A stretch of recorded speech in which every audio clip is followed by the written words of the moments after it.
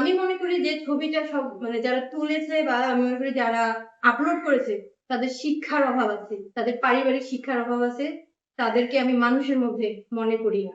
আজকে যে আমার ইমেজটা নষ্ট হয়ে গেল, সমাজের সামনে আমি মুখ দেখাতে পারছি না, আমি কলেজে যাব কিভাবে এটার মুখ দেখাতে যাচ্ছি না। আমার নাম হচ্ছে আমি রাহিনী মারিয়া এলিন এবং শর্ট ফর্ম হিসেবে আমি ব্যবহার করে থাকি মারিয়া সরকার পারিবারিক টাইটেল হিসাবে।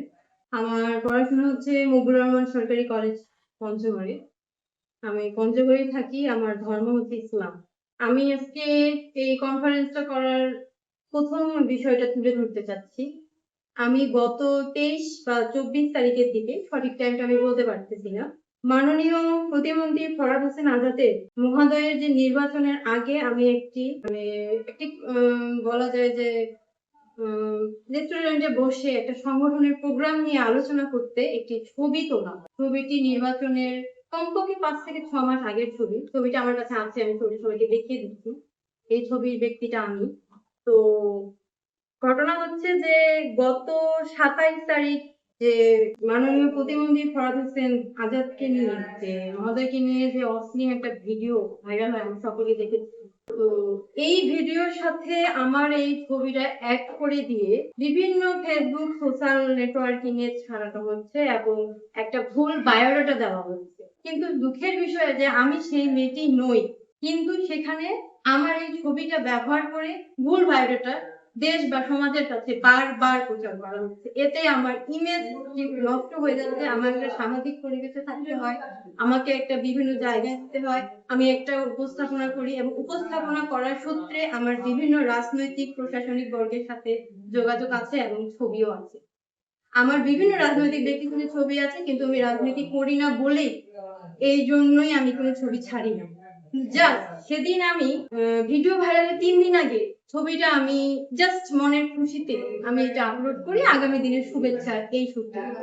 কিন্তু যখন দেখলাম যে বিষয়টা পলিটিক্যাল হিসেবে নিয়ে যাচ্ছে, আমি 2 ঘন্টার জন্য ছবিটা ডিলিট করে দিই। কিন্তু সেই সূত্রে ছবিটা কেউ না কেউ সেভ করে রাখে এবং ভিডিও ভাইরাল হওয়ার সাথে সাথে সেই ছবিটার সাথে অ্যাড করে দিয়ে আমাকে মানহানি করার চেষ্টা করা হয়।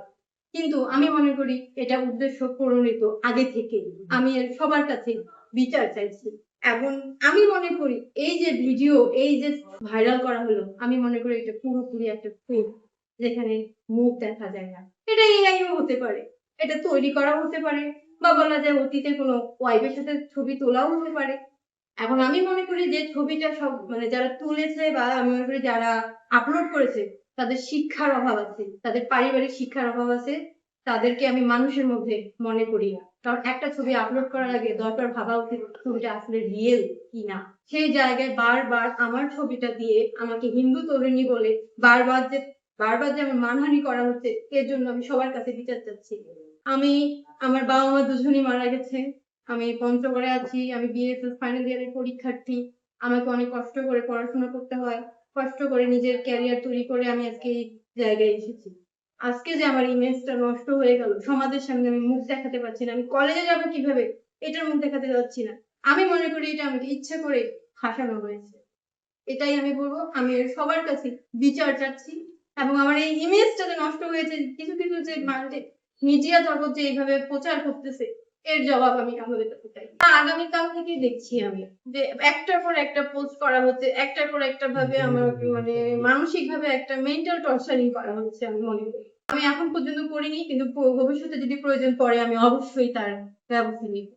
গত 24-এ অভ্যুত্থানের পর যখন শেখ হাসিনা দেশ থেকে পালিয়ে যাওয়ার পর থেকে নির্বাচন পর্যন্ত আমাকে বিভিন্ন ভাবেই কিছু গুপ্তধর দল আমাকে বিভিন্ন ভাবে প্রণোদনা করে, বিভিন্ন ভাবে সবার সামনে হেয় করার চেষ্টা করে এবং বলা যায় বাংলাদেশ এই পঞ্চগড় জেলার যে ছাত্রলীগের সভাপতি ছিল নোমান, তার সাথে নাকি আমার সম্পর্ক এবং ছবি তোলা এবং এই বিভিন্ন ভাবে আমাকে ভাইরাল করার জন্য হুমকি 25 সাল থেকেই চলে আসে।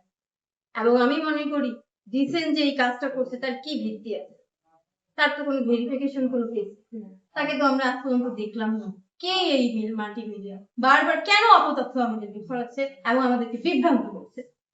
আমি এরকম একটা পোস্ট আমি দেখেছিলাম, খুব ভালো করে দেখেন এই পোস্টটা দেওয়া, এই পোস্টের এই জায়গাটাতে এইখানে আমাদের আমাদের এই মাননীয় প্রধানমন্ত্রীর সাথে এই জায়গা এই ছবিটা গোল করে সেট করে একটা প্রেস হিসাবে তৈরি করা হয়।